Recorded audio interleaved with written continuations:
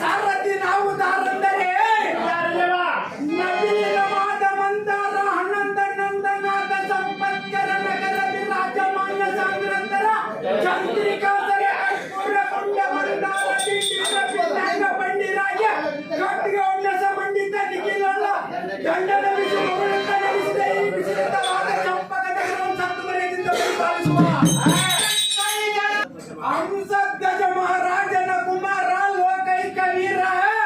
ಸೋತನ್ಮನಂಬುವ ವೀರ ವೈರಿಯ ದಯಾಳ ನಾಟಿತು ಎನ್ನ ಹೆಸರ ಜಾಗೃತಿಗಿಂತ ಬೇಲಿಯನ್ನು ಓಡಿಸಲ ವಿಚಾರ ನಿನ್ನ ಕುರಳಿಂದ ಹಾಕಿಸಿಬಿಡಿದ ಜಾತಿ ಮಲ್ಲಿ ಹೂವಿನ ಹಾರ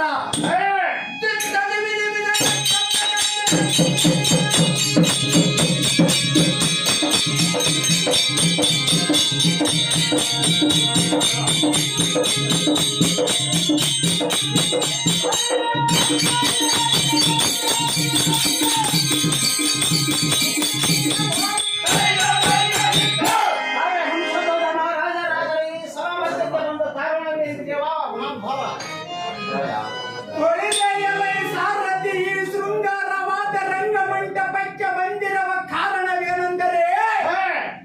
ಸಾರಥಿ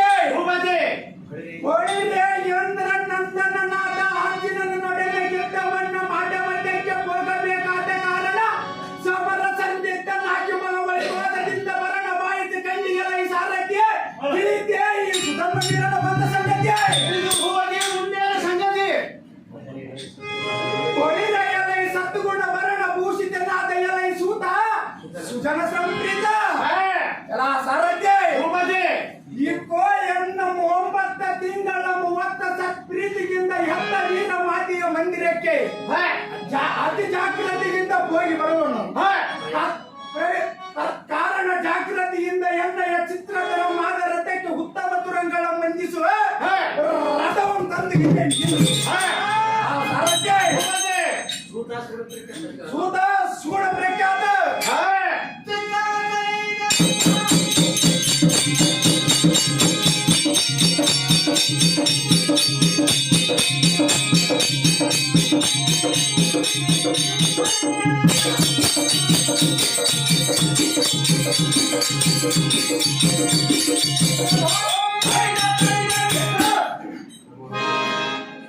ನಮ್ಮ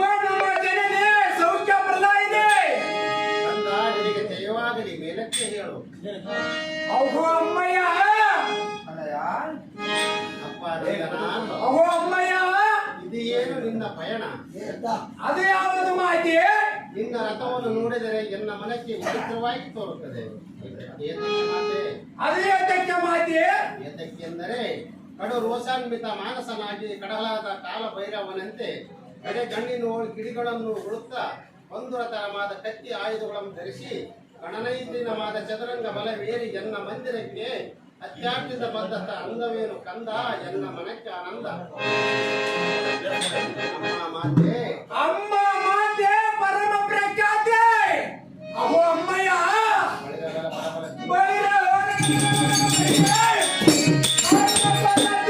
ಮಾರ್ಗಂಡ ಚಂಡ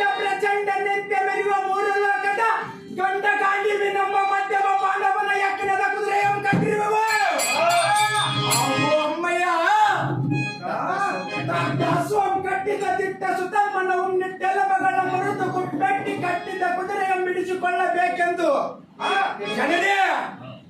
ಸೇಟ್ಟಿನಿಂದ ಎಂದೊಳಗದನಕ್ಕೆ ಬಂದ ಕಿರೀಟಿ ಒಡನೆ ಎಣ್ಣೆಯ ಪಟುತರ ಪರಾಕ್ರಮ ವೀರವಾಸವಂ ತೋರಿಸುವನು.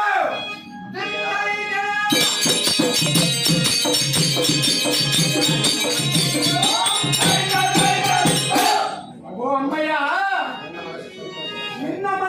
ನಿನ್ನ ಮನಸ್ಸಿಗೆ ಸಂತೋಷ ಪಡಿಸುವನ